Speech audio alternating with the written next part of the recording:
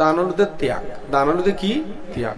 এই ত্যাগের দ্বারা লোভ ক্ষয় হয়, ত্যাগের দ্বারা কি হয় লোভ ক্ষয় হয়, ত্যাগের দ্বারা কি হয় লোভ ক্ষয় হয়। এবং আরা যদি আবার আলাদা আলাদা করে যদি দানের কথা কইতাম যাই বহুত লম্বা চড়া, যদি এখন কই অষ্টপরিষ্কার দানের ফল কি, তাহলে অষ্টপরিষ্কার দানের ফল হইতে গেলে প্রধানত 1 নম্বরের মধ্যে ফরদে অষ্টপরিষ্কার দানের পুণ্যর ফলে এহি ভিক্ষু নামক উপসম্পদা লাভ করিতে পারে। কি ভিক্ষু? এহি ভিক্ষু মানে এসো ভিক্ষু।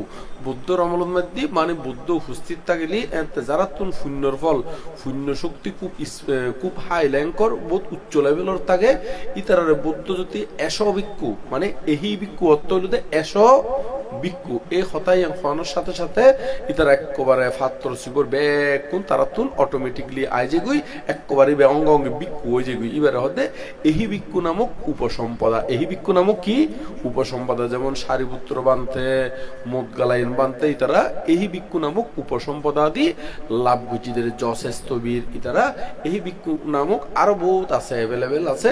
এই অষ্ট পরিষ্কার দানের পুণ্যর ফল 1 নম্বরের মধ্যে।